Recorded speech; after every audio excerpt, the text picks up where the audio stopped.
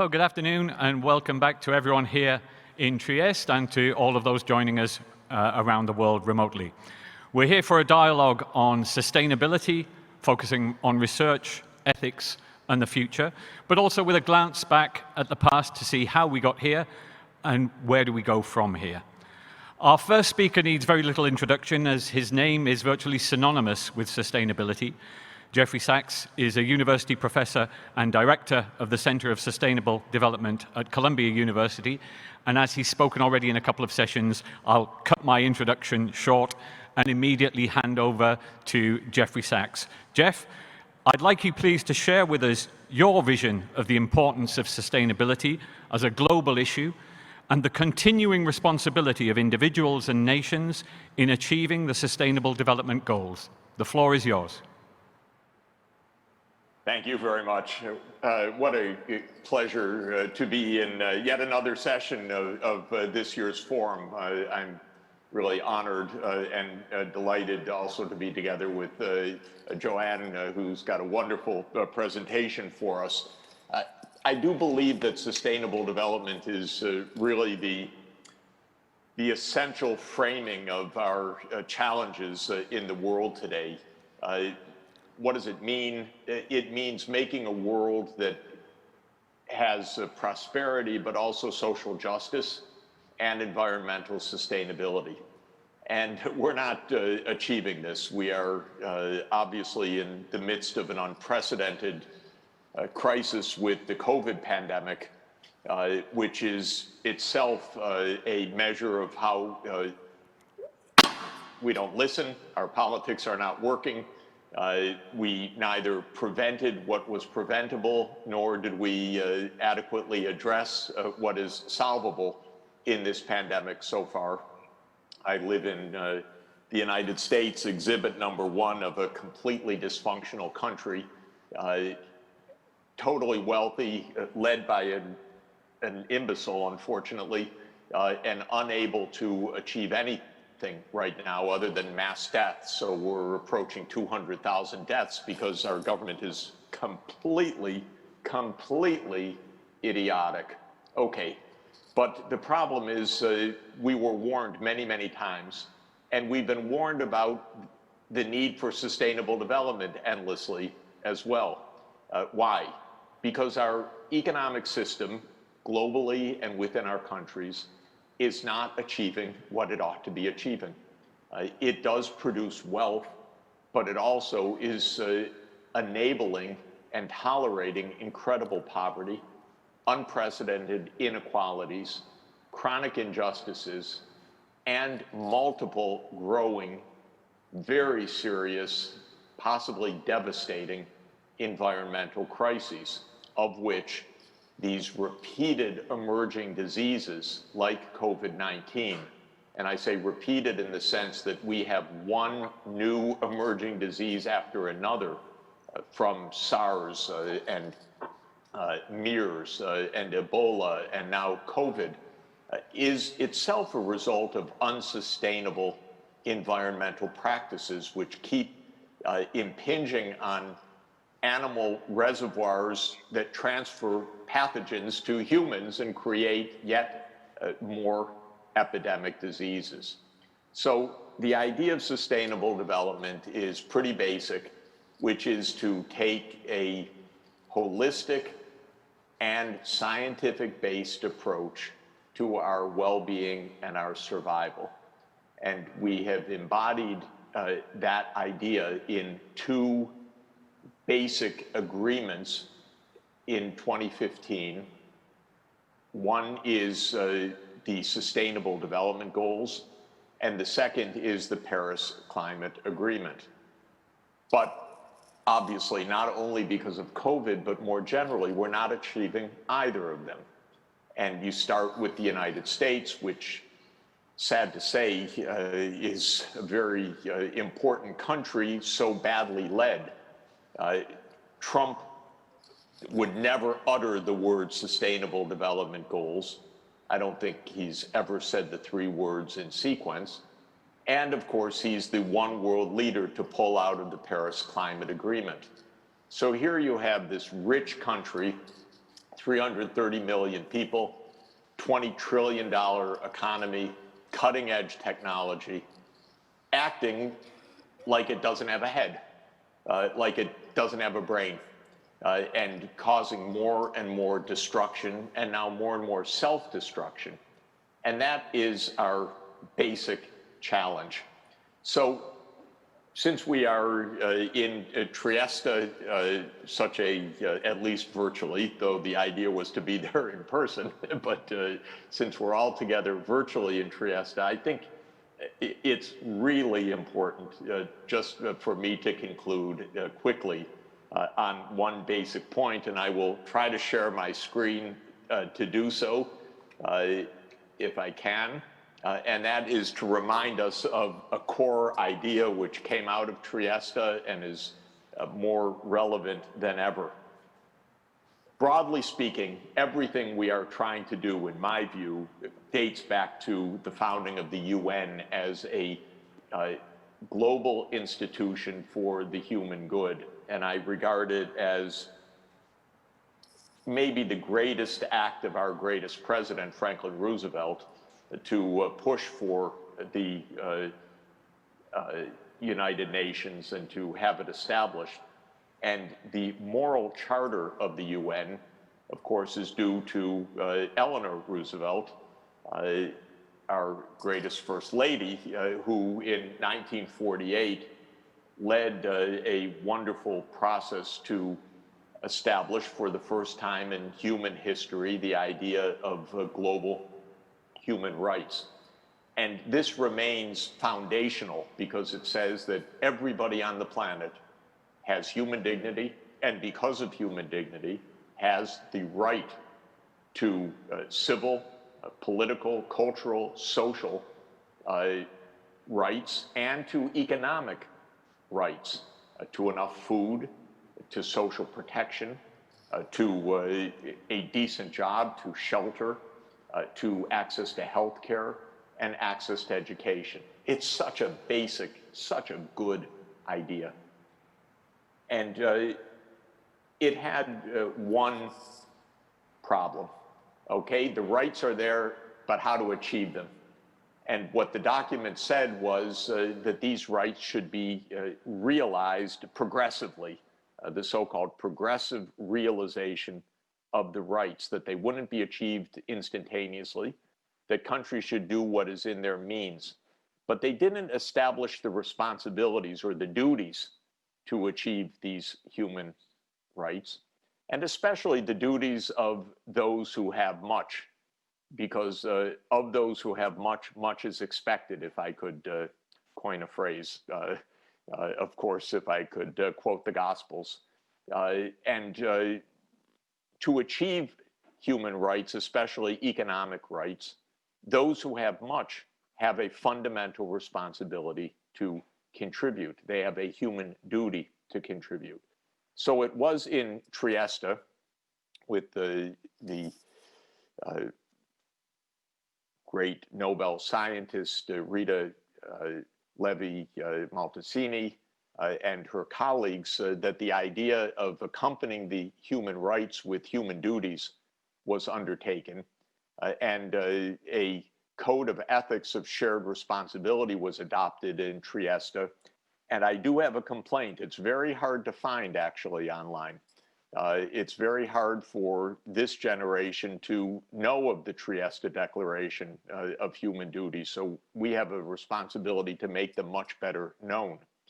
But the idea was that there should be duties that go along with rights. And this code of ethics expresses what we need to do to contribute to the realization of human rights. Oops, I don't think I can move forward my slides for some reason, but let me try one more time. Okay. We have tried for 72 years since the Universal Declaration, with goal after goal of the United Nations, to realize these rights. We had the Millennium Development Goals, and I was honored to be special advisor to Kofi Annan when he was Secretary General, and then to Secretary General Ban Ki-moon on these goals. They made progress, but again, the United States and some other powerful countries did not do their part. Then we had the fantastic moral call to action by Pope Francis, our world's greatest moral leader, in a remarkable encyclical in 2015, Laudato Si, where Pope Francis says that our interdependence obliges us to think of a common plan for our common home. Such a basic idea that we are interdependent, so we need a common plan. And that goes back to the idea of human duties and responsibilities to achieve the good for all. That has brought us to the Sustainable Development Goals and our immediate challenge. And I'll just end this opening brief remarks by saying that these goals, which aim to achieve this triple bottom line of basic economic well-being, social justice, and environmental sustainability, are, from a technical point of view, a resource point of view, an economic point of view, fully achievable. I've myself spent year after year, study after study, showing how would you get every child in school, SDG 4? How could you have universal health coverage, SDG 3? How could we have a safe climate by transformation of the energy and food systems to stop the greenhouse emissions? Technically, these are solvable problems. The core issue comes back to ethics, and the core issue comes back to responsibility. We need a world of responsibility and accountability where those in power are accountable to humanity, where politics is politics for the common good, not politics for psychopaths like some presidents of the United States I know that are great danger. So these are technical problems that scientists can help to solve, can address, but we need fundamentally the sense of responsibility. And that brings us back to Trieste and the Trieste Declaration, and my hope that in our discussions we can find ways to have that wonderful idea become part and parcel of the new generation of leadership so that we can achieve the goals that we have set out to achieve and that are so vital for our survival. It's 72 years since the Universal Declaration of Human Rights was achieved. World output per person has grown probably 4 times since then. We have the means to make a safe and prosperous world for all.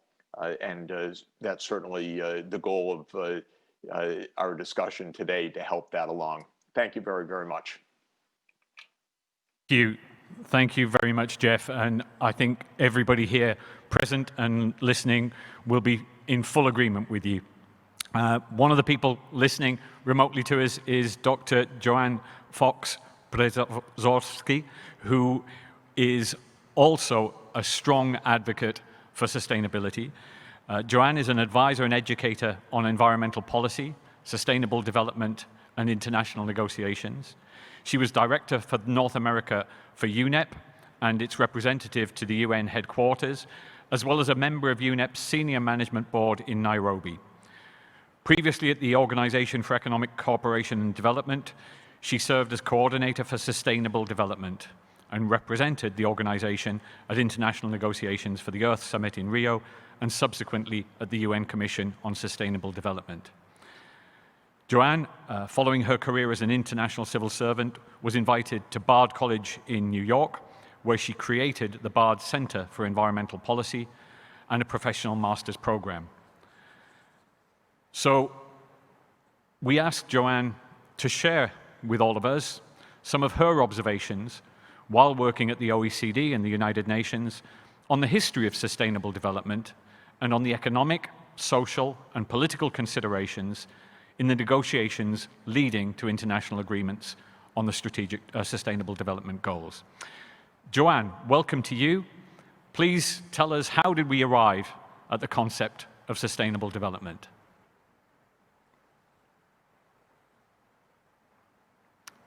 I don't think we hear you, Joanne. If you could just check your microphone's on.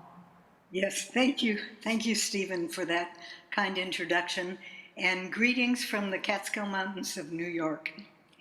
I'm delighted to be with you to honor Dr. Levi-Montalcini's legacy and her foresight in launching the Trieste Declaration of Human Duties some 30 years ago.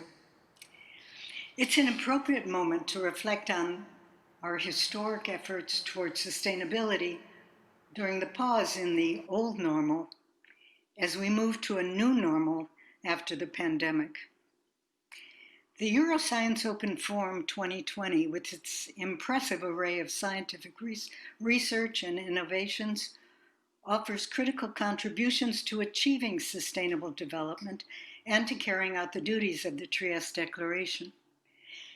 It's always a time for scientists to speak truth to power, but never more so than now. Living in the United States, I am painfully aware of what tragedy can result when a political leader refuses to be informed by science. The concept of sustainable development is the culmination of a long line of policy proposals and debates about the relationship between the environment, the economy, and society. As the concept evolved over the years, there were different names and different manifestations of the same principle. So a brief overview of the evolution of the concept of sustainable development and its growing pains can remind us of how far we've come. Next slide, please.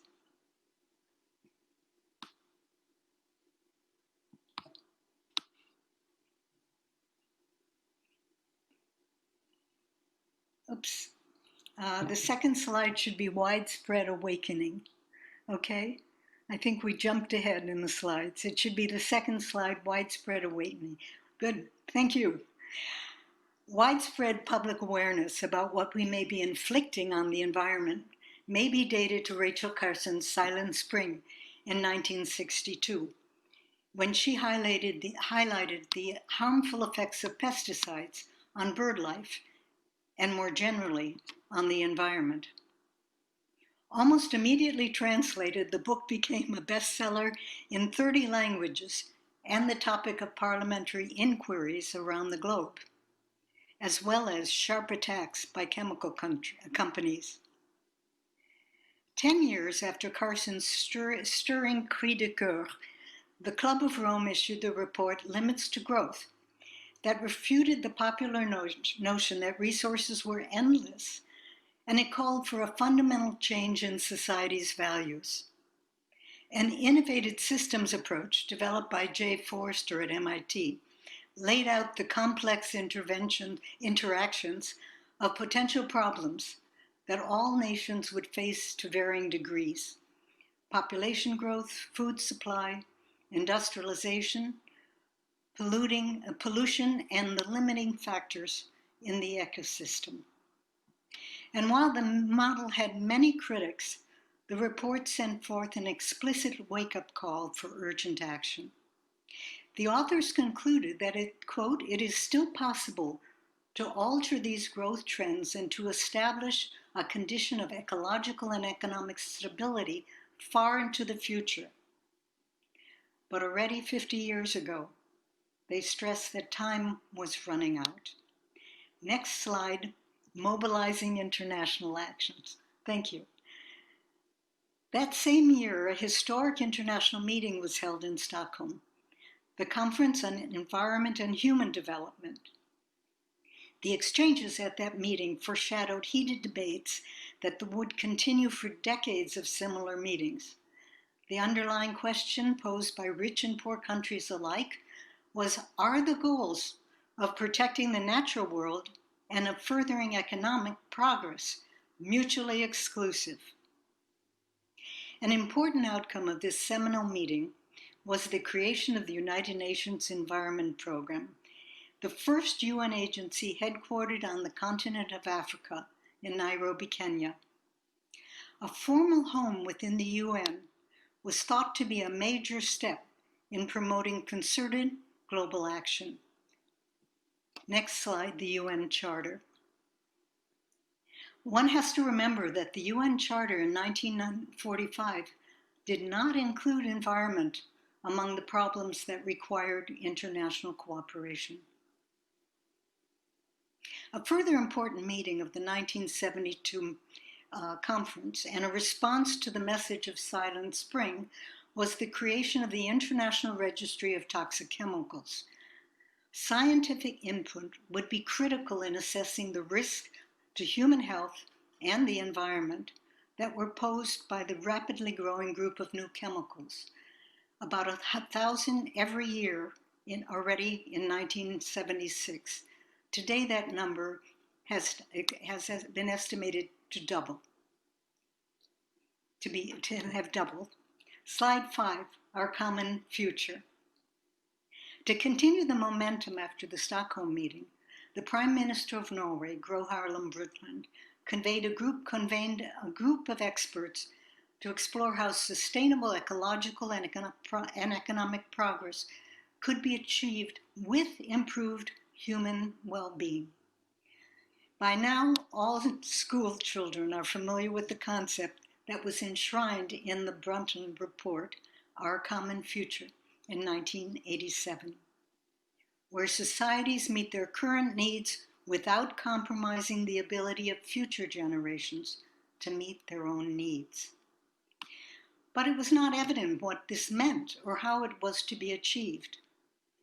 And unfortunately, what we have come to learn is that we may only understand it when we have moved to an unsustainable point, when, like climate change, the possibility of effectively addressing loss of species, non-renewable resources, and inequality has eluded us, and we are already past the tipping point. In the years following the Brundtland Report, and before the term sustainable development had gained wide currency, the concept remained fuzzy. In countless meetings, the delegates tried to pin it down with principles, proposed actions, and targets. International organizations as well got to work to incorporate the messages in their practices. For example, at the OECD, in my directorate, Development Cooperation, or AID, a new working party on the environment was established for the first time in 1990. The first project we tackled was guidelines for analyzing the environmental impacts of aid projects in developing countries. Surprisingly, the first time that such an analysis was considered important. This focus led to guidelines in other areas: hazardous waste, chemicals, and trade. The OECD also created joint working parties to help ensure that member country policies are mutually supportive. These efforts address the synergy of environment with other sectors, for example, with economics, with agriculture, with trade, and with industry. Also, a new OECD-wide working group on the application of technology helped inform the work across the OECD. The World Bank, with its focus on economic objectives, had been criticized for not taking into account social and environmental considerations, for example, when financing dams that displaced local communities. The bank responded, some argue belatedly, in 1992, by producing voluminous guidelines on the environmental assessment of bank-financed infrastructure projects. Next slide, valuing the environment. At the same time, a new field of economics was pioneered by British economist David Pearce, whose work led to environment and natural resource economics. In the best-selling 1989 Blueprint for a Green Economy, he and his co-authors, they argued that the effects of pollution and of natural resource depletion could be managed sustainably by setting prices to internalize externalities from environmental damage. But it was not until some 20 years later that nations collectively agreed to explore alternate ways to measure the wealth of a country that would include environment and social factors. Next slide, UN Conference on Environment and Development.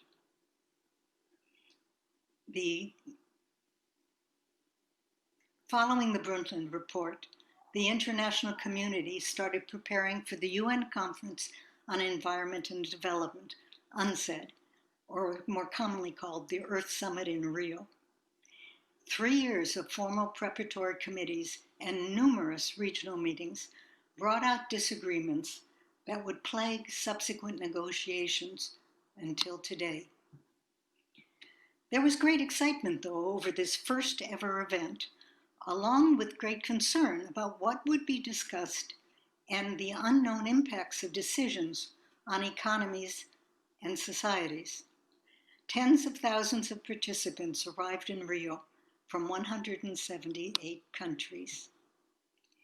The 10-day event included working party negotiations well into early morning in order to finalize the chapters of Agenda 21 before the expected arrival of some 130 world leaders for the final days of the summit.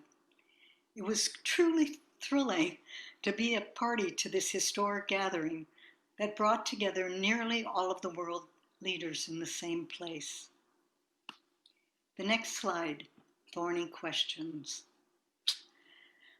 But the questions plagued the discussions. The most contentious issues were laid in 3 areas: financing and transfer of technology. Both issues relate to responsibility. Who caused the damage and took the world on an unsustainable path? And who would lead on finding solutions? Ultimately, this led to the question, who should pay?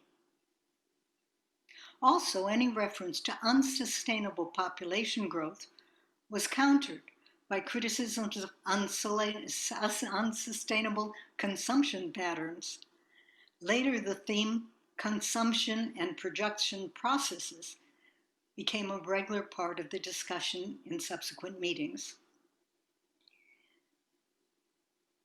Language also became particularly troublesome, but critical in such diplomatic negotiations. Slide 9, the importance of the right word.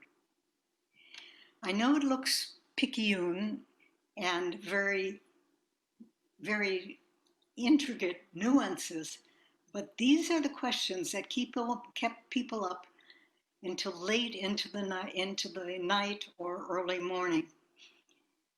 Was a funding mechanism to be called the facility or a facility among many? Would we aim to eradicate or to alleviate policy? I remember that discussion very sharply because we were up at 2 o'clock in the morning and one delegate from a developing country said, look, we cannot, this is impossible. We cannot eradicate it. Let's settle on alleviate, which was the final word.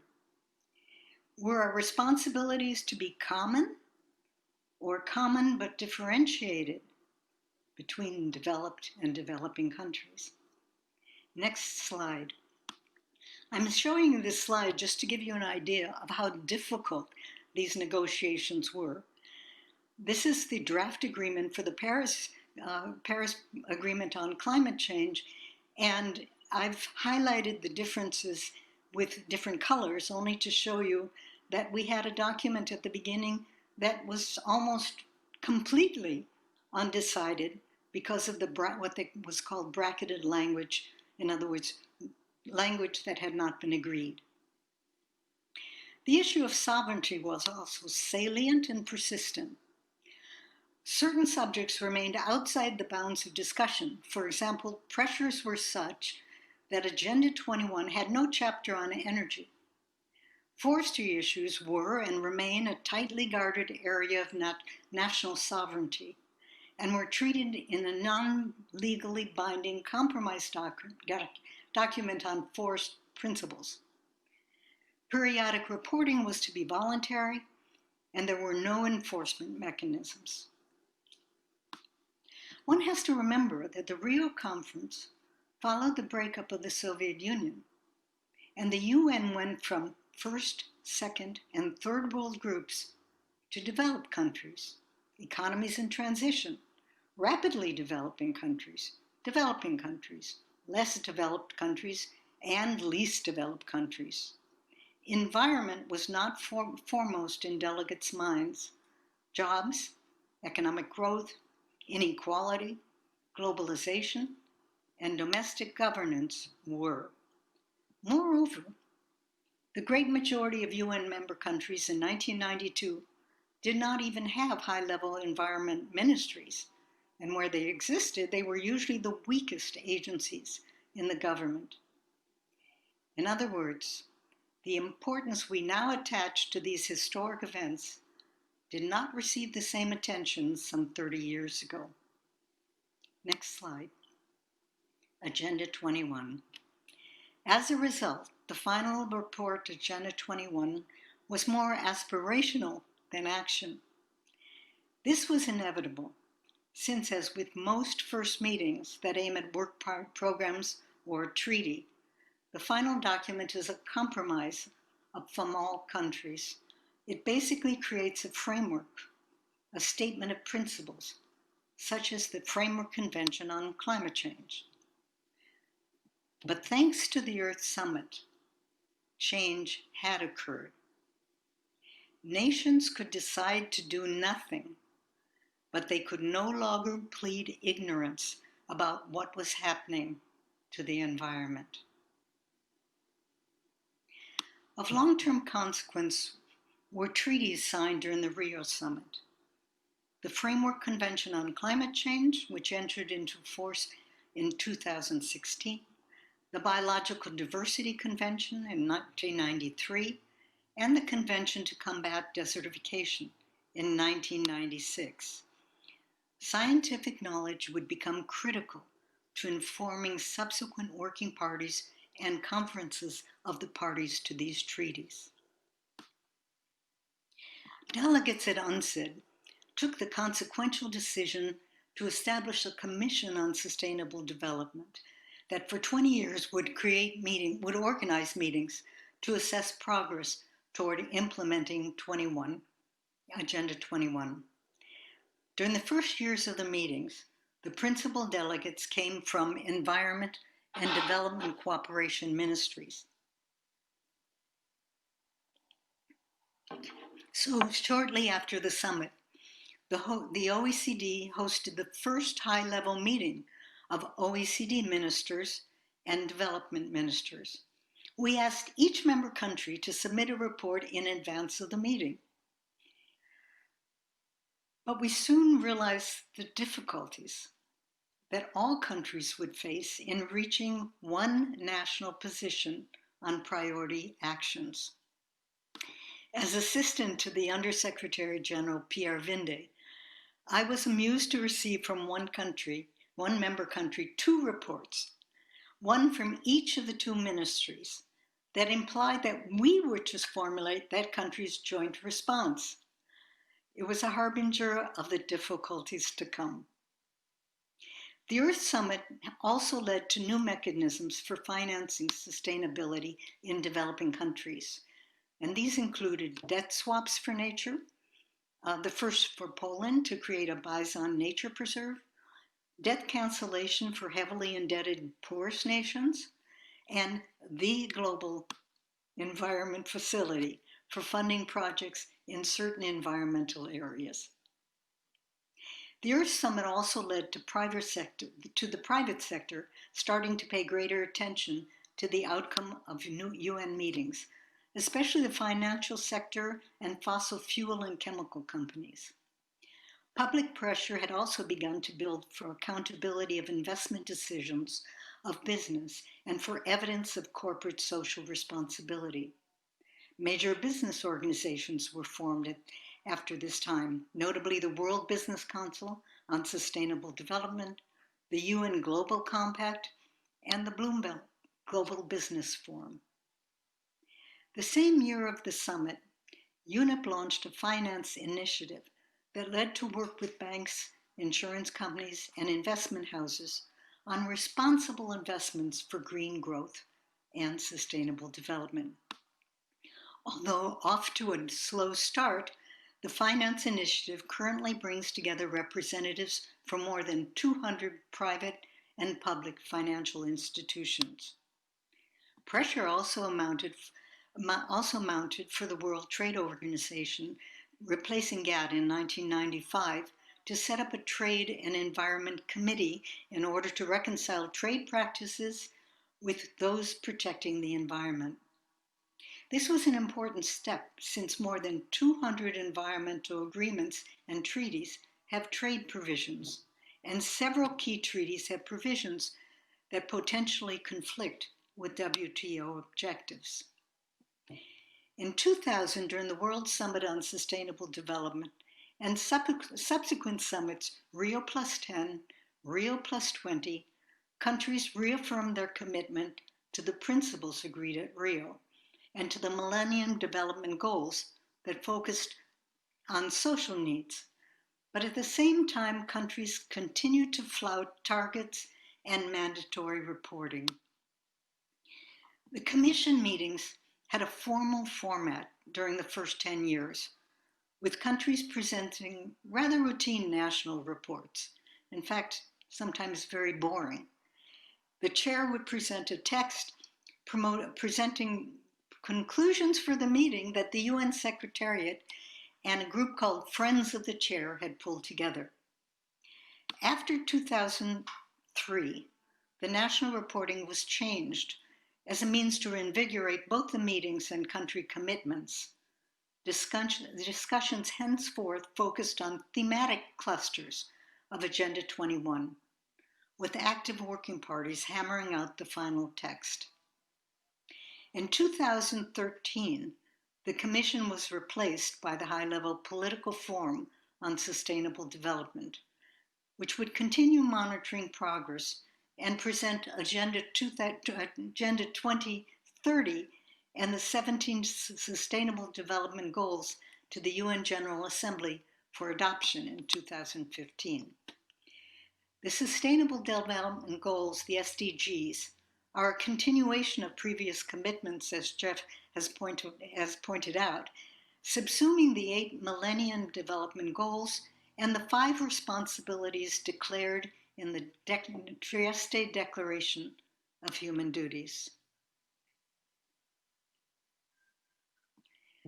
Important outcomes from the previous 30 years offer hope for future progress on achieving sustainable development.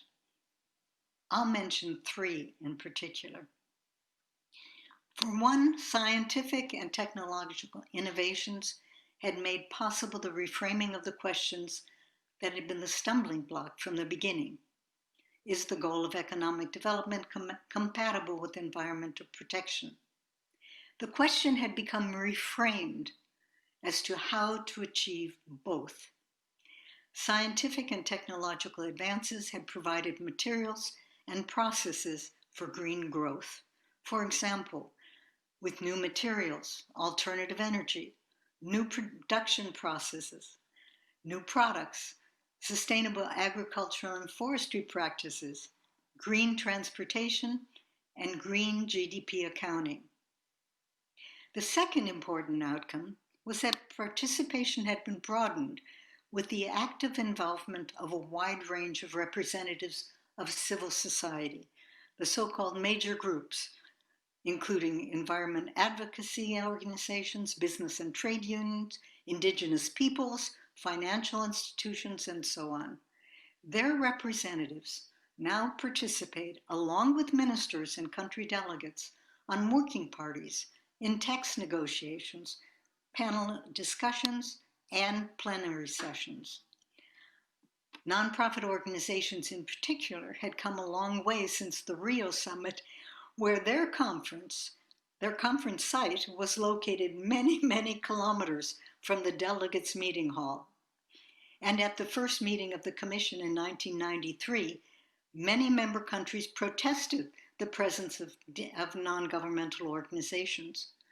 Developing countries NGO as a group also gained an increasing voice in the meetings. Slide 12, the science policy interface. And a third outcome, the role of scientists was strengthened. Scientific and technological advisory groups were created to provide up-to-date assessments for the conventions and the Forum on Force. The most widely known advisory group is probably the UN Intergovernmental Panel on Climate Change that produces periodic comprehensive reports. Negotiators of Agenda 2030 and the SDGs call for strengthening the science policy interface. As a result, an independent group of scientific experts was appointed by the Secretary General to prepare periodic reports to inform the UN General Assembly as they review the SDGs. The first such report, The Future is Now, Science for Achieving Sustainable Development, was published last year. But perhaps most importantly, outside the UN, the concept of sustainable development has become embedded in the world's consciousness. The last slide.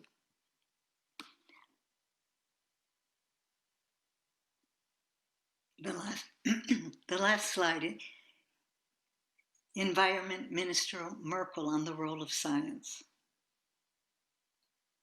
When Angela Merkel was Minister of Environment, she reminded us that sustainable development will be achieved, quote, only if all areas of the political sector, of society, and of science accept the concept and work together to implement it.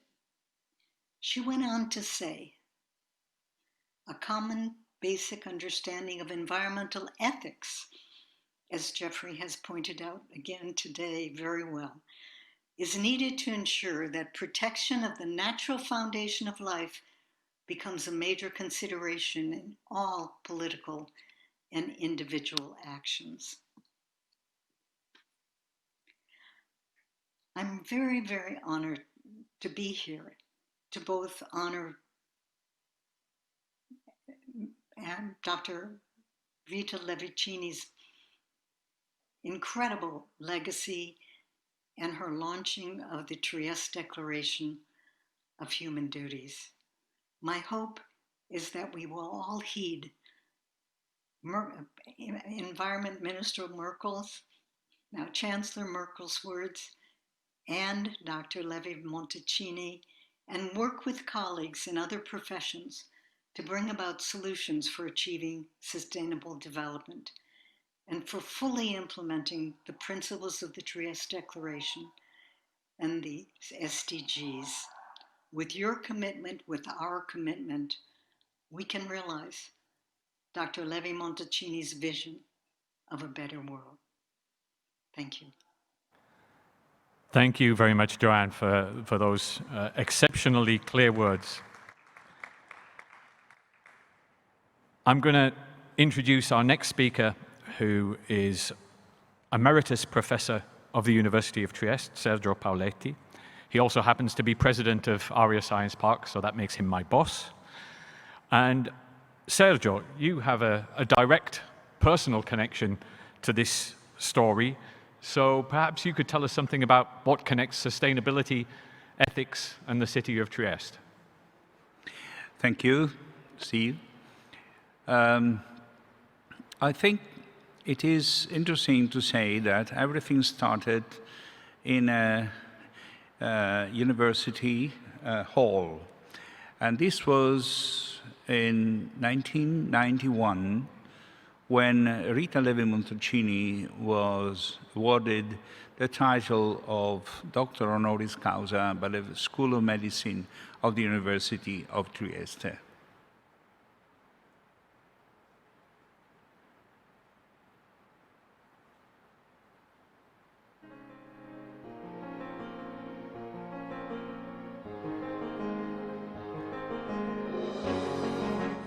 oggi, nella seconda metà del secolo e all'alba del terzo millennio, sono i doveri dei paesi ad alto livello che superano di gran lunga i diritti.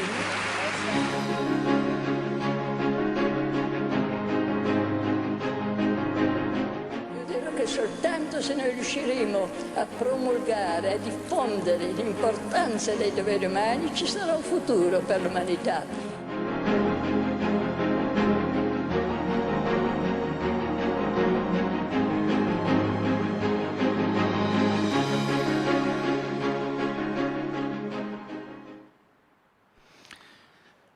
Sergio, perhaps you could share with us, in Rita Levi Montalcini's words, some of her thoughts.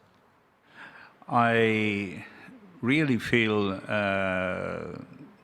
moved in this moment because I was actually I was professor of the School of Medicine who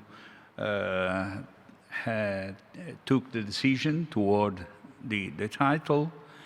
And then I was also honored to be part of the group of scientists who joined her in going on with this declaration.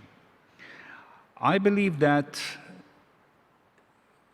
using her words, I read the words from her message when she got the degree. She started saying that on the occasion of the award of this prestigious honorary degree at the University of Trieste, I suggest something inspired to me by several publications and by some speeches with the neurobiologist Roger Sperry, a Nobel Prize, that is to issue a Magna Carta of human duties based on the sacredness of life. This is a very important foundation of her talk. Then she said, therefore, on the threshold of the third millennium, scientists claim the right to intervene in a field that in the past was considered to be exclusively reserved to philosophers and theologians. That is the field of values. The scientists' contribution in this area could be much greater than the universal and undisputed recognition given as to knowledge about inorganic matter and life and its applications.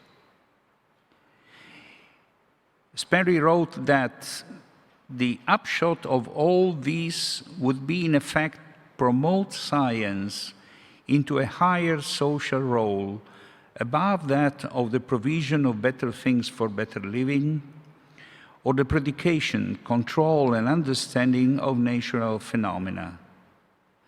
Science, on these terms, becomes a source and arbiter of a system of values, and beliefs at the highest level, man's best channel for gaining an intimate understanding and relation with those forces that control the universe and created man. And as a final sentence, I would quote that believing that composing a bill of duties suffices to solve the huge problem mankind is called to face nowadays would be an utopia. Nonetheless, scientists, duly supported by rulers, must develop this project. So the first point here, I think, in this context within ASOF, which is in which the S comes from science and scientists, I think that to remind that Rita Levi Montalcini launched an appeal. I remember in the first row in front of her, Abdul Salam was sitting, and he was certainly the first outstanding scientist to take the path and to start working with. And in 3 years, some 15 Nobel laureates and more than 80 outstanding academic people from all over the world and all continents gained together, they worked, and finally they issued this Trieste Declaration. I think that some of the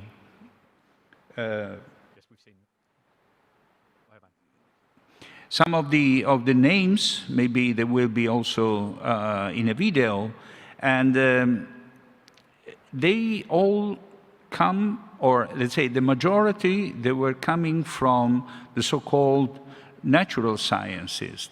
Nobel Prize in Physics, in Chemistry, in Medicine, a number of Nobel Prizes in Economy. So this was the hard group of people. I mean, they all shared the idea that somehow at the end of, let's say, after a long, outstanding life of a scientific achievement, they all perceived that there was a kind of Hercules column beyond which ethics started. But this was, in a sense, by which the moral law should be internal to everybody. This is the wording of Immanuel Kant, the stars above us and the moral law within us. So this brings unescapably to the concept of responsibility. Thank you, Sergio. I think the best way to proceed is, again, to quote from the Trieste Declaration directly, where it states, "Whereas the Declaration of Human Rights represents one of the great advances of the 20th century, it fails to address human duties and responsibilities as necessary counterparts of these rights. Recognition of and respect for human rights demand the acceptance of specific duties in order to assure an adequate quality of life for all people and the persistence of a sustainable environment for future generations. We, founding members of the International Council of Human Duties, consider a binding responsibility for ourselves, not only as human beings, but especially as scientists and educators, to carefully and explicitly carry out these duties to the best of our ability, even if their enactment may run counter to established policies generated by traditional sources of power and influence. We herewith invite all people concerned with these issues to join in our efforts as expressed in the following 12 points. It is the duty of every human being to respect human dignity, as well as ethnic, cultural, and religious diversity. Work against racial injustice and all discrimination of women and the abuse and exploitation of children. Work for improvement in the quality of life of aged and disabled persons. Respect human life and condemn the sale of human beings or parts of the living human body. Support efforts to improve the life of people suffering from hunger, misery, disease, or unemployment. Promote effective voluntary family planning in order to regulate world population growth. Support actions for an equitable distribution of world resources. Avoid energy waste and work for the reduction of the use of fossil fuels. Promote the use of inexhaustible energy sources, representing a minimum of environmental and health risks. Protect nature from pollution and abuse, promote conservation of natural resources, and the restoration of degraded environments.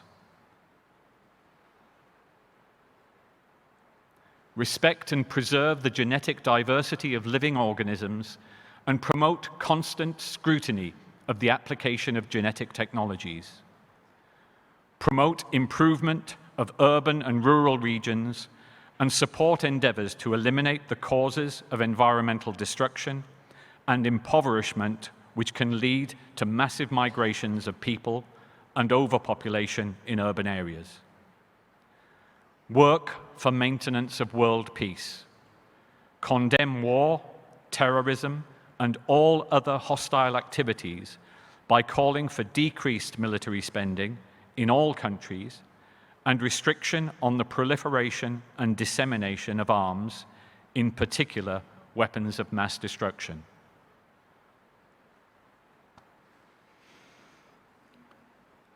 Sergio, the declaration is very clear and moving as well as informative. It mentions the work of the International Council of Human Duties. Could you tell us a little bit about the International Council, and is it still operating today? Yes, the Council, as I said, was established in 1994, and with Rita Levi-Montalcini as a president, and the vice president was David Ottosson, the Secretary General of the Swedish Academy of Sciences, who grants the Nobel Prizes. It has been operated for years. Certainly, its activity was mainly concerned with very elite circles and academia, but at the same time, it had some very exciting experiences in disseminating those ideas, in particular with the young people.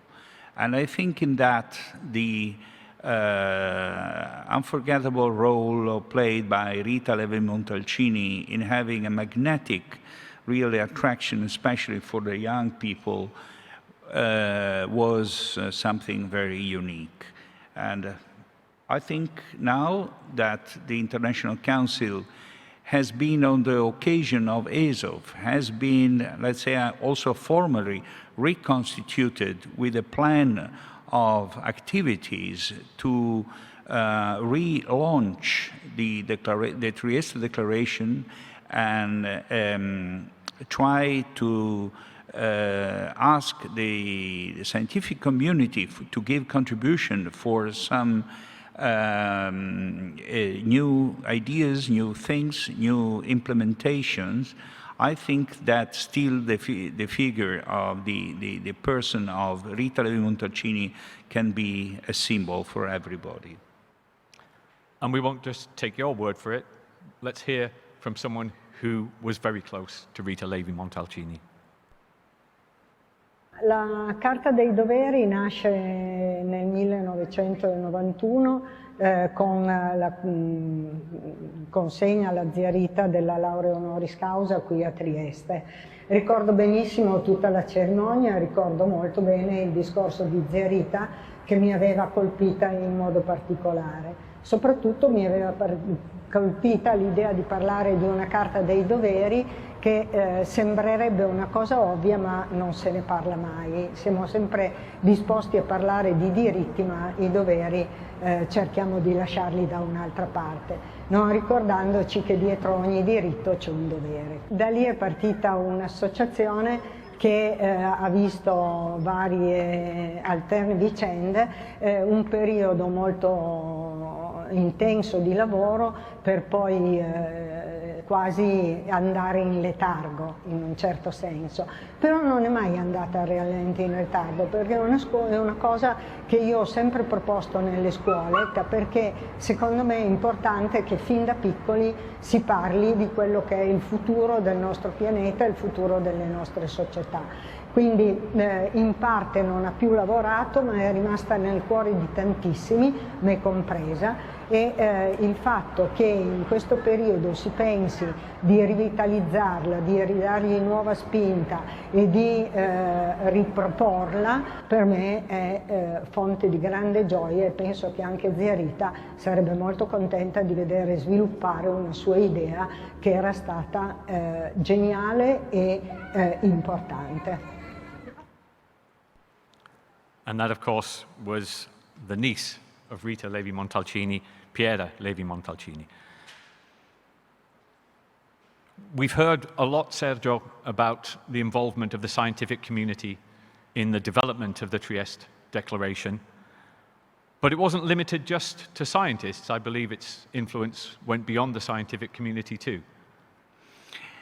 If I can borrow a concept from, let's say, the theory of policy of innovation, the so-called triple helix, where the joint efforts of government, science, research, and business is the key to success of any real innovation in economy and in the society. I think that we cannot absolutely forget the role that wise and far-looking entrepreneurs can, and I should say should, in terms of human duties, they could and they should bring to the idea of the Trieste Declaration. So I think that any and all contributions from the world of enterprises is absolutely welcome. And I think you're not alone in believing in that. We have a testimonial who will be familiar to those of the audience here in Trieste. Enrico Somma is President and CEO of Somma Shipping and Company and also President of the World Trade Center here in Trieste. So let's hear what he has to say. In 1993, the International Council of Human Duties launched a document which was revolutionary in its cultural, social, economical, and political value. In such a context, as a businessman and a strong supporter of the Trieste Declaration, I am here to testify with great determination the importance, or rather the urgency, and the need to spread and give a new role to the themes and thought elaborated 30 years ago by Rita Levi-Montalcini and by the scientific community. Revolutions of thought are slow, particularly in this case when it sprang from a community of scientists who, by propensity and formation, are used to look at the future, to foresee future effects based on current facts, instead of looking for easy and immediate consensus. It is for that reason that a cultural revolution arising from the science world must be heard, must be promoted, and must be supported. The Trieste Declaration is a way towards a new age of enlightenment. 30 years ago, when the world was racing ahead, the International Council of Human Duties was searching for solutions to problems already visible to scientists and already considered critical. Nowadays, 30 years later, these have never been so urgent, with a value that I personally consider revolutionary. Already then, science highlighted the role of duties. Duties are the other face of rights. In order for a right to be applied, it is necessary that a duty be fulfilled. With a great sense of responsibility, this is the equivalence which must be stressed if we want to restore balance to our environment.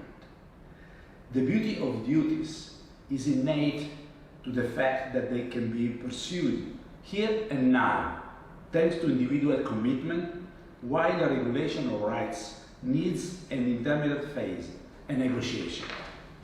Exercising a right depends on a process, while performing a duty is a simple, direct action based even only on the commitment and ethics of a single person. As a businessman with strong feelings for my city, its culture and economic role given by its fortunate location in the center of Europe, I undertake to strongly support the Trieste Declaration, an undertaking also in the international context as president of the World Trade Center Trieste, closely tied to the World Trade Center Association of New York, bringing together businessmen and women from over 100 countries. In conclusion, seen with a sense of responsibility by the businessman, the citizen, the family man, the Trieste Declaration is a benchmark, an ethical document which can guide us in every activity, every educational action, every decision. ISO 2020 is a great opportunity in this respect. It has the credit to bring Trieste at the center of a scientific debate, and for this reason, and in this context, I hope the Trieste Declaration can achieve a new drive and be proposed more contemporary than ever as an element of general reflection at the core of a new enlightenment, where science returns to be central and necessary in decision-making processes to restore balance, trust and rationality to the system. Thank you for your attention. So a testimony there from one of the leading entrepreneurs, representing entrepreneurs and the business community, not just here in Trieste, but around the world. That's two of the three pillars of your triple helix addressed, Sergio. Let's now hear from another representative, this time of government-funded research. Stefano Laporta is president of the group of presidents of the research bodies that are funded by the Italian national government. And let's hear what he had to say. Good morning, Mr. Chair, ladies and gentlemen, fellow speakers, dear colleagues. I am very grateful and proud for the opportunity to attend this event and to speak on behalf of the Council of Chairs of the Italian national research bodies. I am actually wearing more than one hat very closely linked to IFOS and to the specific theme of this session.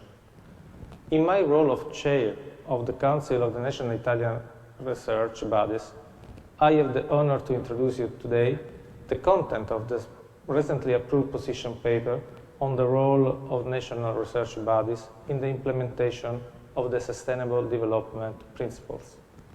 However, I am also, and this is my main role, the president of the Italian Institute for Environmental Protection and Research and the president of the National System for Environmental Protection. Indeed, the above positions represent privileged observatories from which to assess research achievements and challenges in the context of environmental protection and sustainable development. I wish to share with you some facts as well as personal considerations in the framework of the Trieste Declaration of Human Duties. National research bodies are aware of the very peculiar role they play in advancing innovation, thanks to the technical and human resources available through public funds, indeed available themselves through taxpayers' contributions.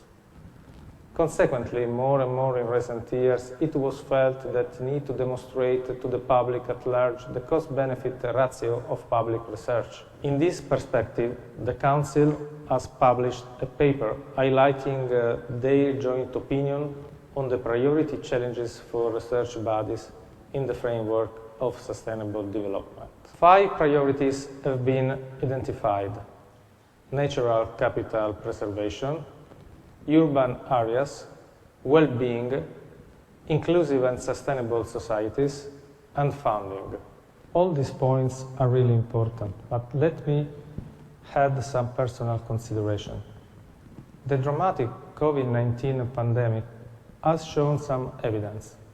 The first evidence is the fundamental role of research and science, both in emergency management and as crucial for economic and social recovery at a global level. The second evidence is that sustainability, in a broader sense, is no longer an option, one of the possible choices, but in my opinion, it is the way to go to guarantee development, well-being, and reduce inequalities, also in a social development perspective.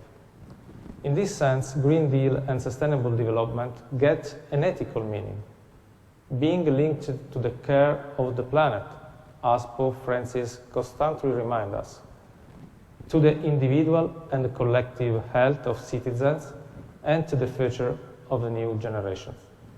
In our opinion, the above are the 5 key priorities for joint public research by the national institutes in the context of sustainable development, on which we will all have to confront in these years to come, and which I've been pleased to share with you today. Thank you for your attention. Sergio, I think we can safely say that we've covered all the bases there. We have commitments from the scientific community, commitments from the business and industrial community, commitments from the Italian government, which was just one of the European governments that has expressed its commitment to sustainability. The European Union is negotiating on sustainability at the global level. There is hope. There is light at the end of the tunnel. I'd like to invite Stefano Fantoni to come and join us on the podium for the last few minutes. And while he's coming up here, Sergio, if you have a few closing remarks you'd like to make, you have a couple of minutes to make them before we hand over to Stefano. Thank you, Steve. I think that we tried to present a story of people, normal people. In spite of everything, scientists are normal people, even when they are awarded a Nobel Prize. People using the word by Albert Einstein, we appeal as human beings to human beings. Remember your humanity, and forget the rest. So we are real to the core of the problem. Sustainability is a complex word. It means many things. Certainly, in the first instance, everybody thinks to environment, but there is also a strong aspect of social sustainability, or several aspects of social sustainability. So I think, in my view, I must say, I am at the end of my scientific career, but looking backwards, I believe that there are so many young forces, so many talented young scientists that they are not only interested in the specific theme or their research, but they believe they are looking beyond. That there is a clear view of the future and there is a clear responsibility. So with this word responsibility, I would like to close my remarks, because responsibility is for each of us and through all of us with the government and all the nations on the earth. Thank you, Sergio.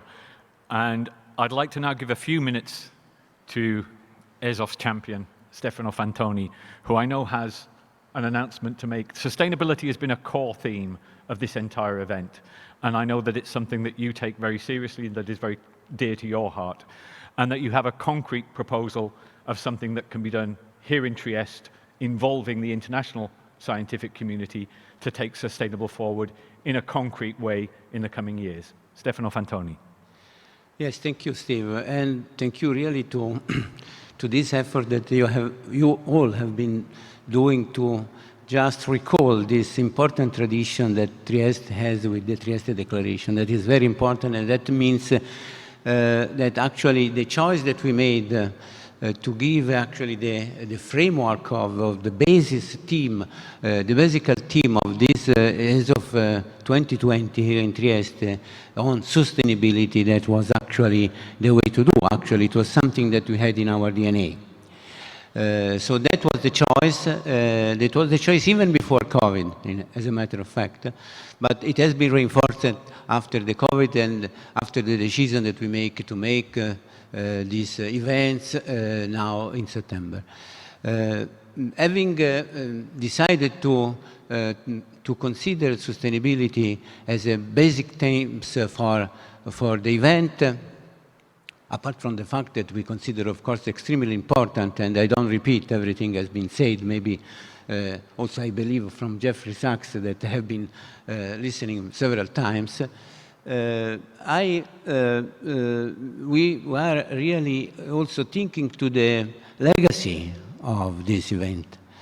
Because organizing this event was not only organizing a sort of a big event, a complex, in a certain way costly just by itself, but it was to be, according to us, the beginning of something, the beginning of a new step, a new process that could lead to Trieste to have his own narration, his own story, something that can characterize this territory. And therefore, that was sustainability. In that respect, the project that we have been carrying on now, after ASOF, is to set up a summer institute on sustainability. Which actually will be based on what you have heard here in this panel today and this afternoon, and in many other actually panels that they have been listening during these days.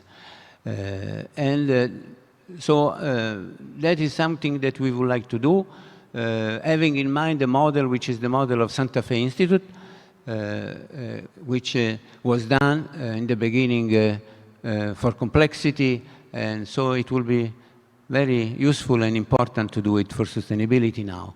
I think there are similar arguments for Santa Fe Institute to be done at the time. I've been having a little bit of work on that Santa Fe construction some times ago, and it would be interesting to have something to do also for sustainability. I believe that there are many theories and many discussion about sustainability, starting from the Group of Rome and many other, and I have been hearing the AAA and many other models, but a unique theory of sustainability doesn't exist. We have to understand that we have to try to have some hint on this, try to make what we are considering on sustainability also quantitative as much as possible, also measurable in some sense. I mean, that is the old defect of a physicist, you know, of measuring everything. But I think that is one of the issues. And for instance, I was listening to Roberto Cingolani that has the same idea in mind of trying to use as much as possible the instruments, the new instruments that computers are giving to us. Andrea Illy was saying the same today about understanding all the problematic about the agriculture, the new agriculture, as he was saying, and many others. So I think we take the example from what we learn here during these days and try to make this institute as international as possible. Of course, we want to make it at the level of Santa Fe, otherwise there is no reason to do it. If you want to do it some other institute, as many others that are here, there is no need. The research has been doing by many research institutes here. We want to do something different, which is much more interdisciplinary. It's not disciplinary, as obviously you know. Sustainability means that you really want to have a holistic, as we have learned today, and view.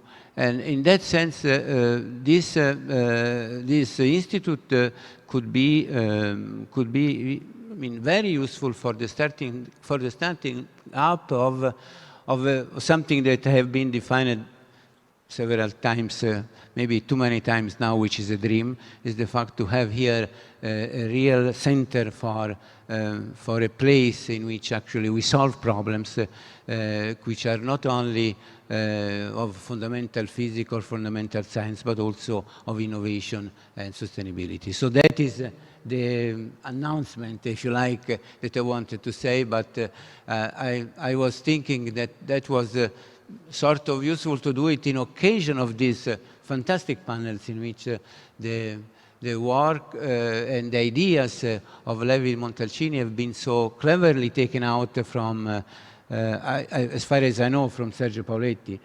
That is what I know. And I think that is a really fantastic occasion and to revival again and again this Trieste Declaration chart, which is about on the duties, actually, which is actually something that we should consider more and more. Thank you very much, Stefano. And we have a few minutes left. I'm going to be very brief in my closing remarks because I want to finish bang on time. That's one of the defects of being an Englishman. So while I want to make sure we finish on time, I do want to just take a couple of moments to reflect on the session that we've had today.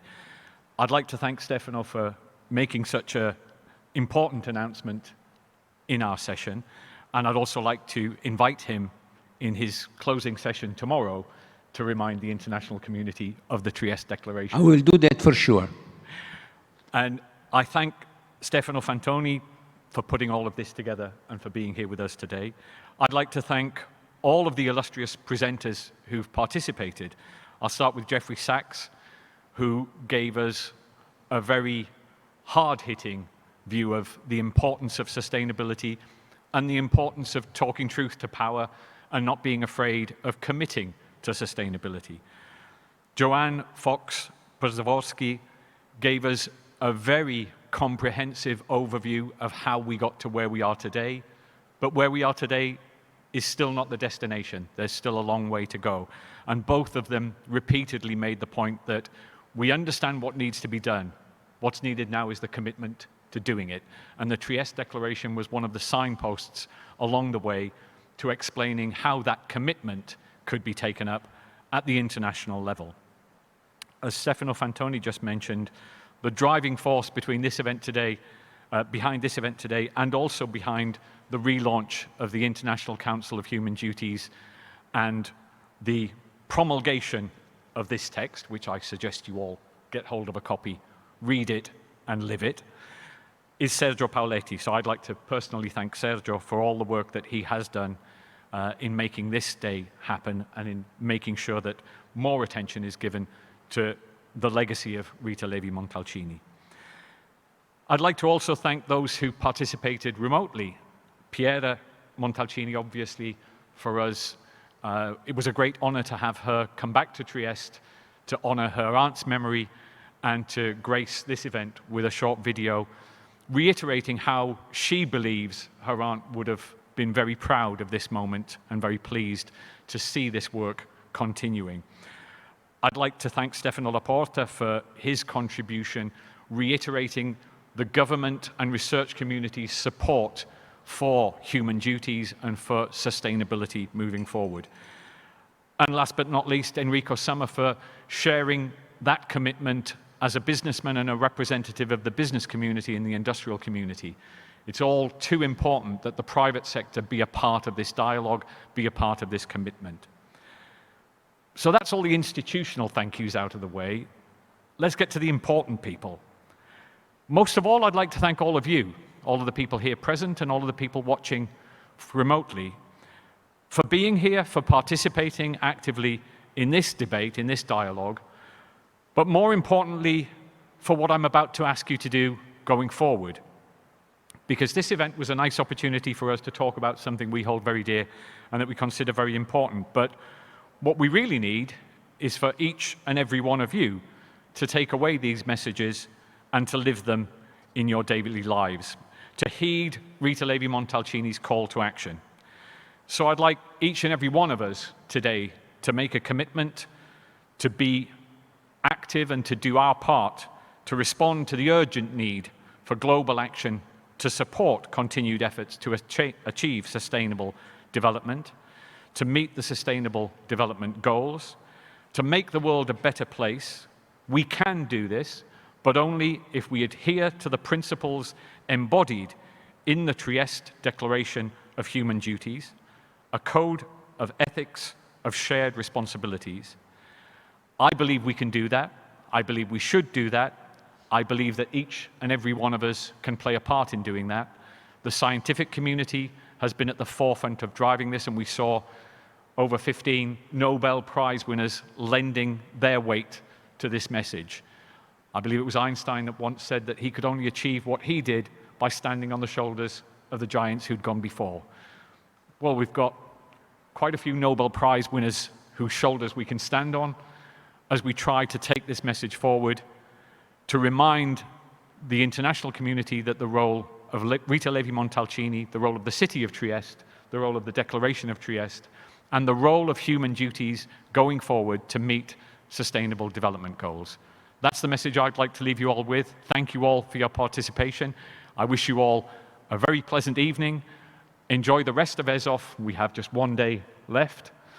And let's hope that the coming years will see future work taking forward the achievements necessary in sustainable development. Thank you and goodbye.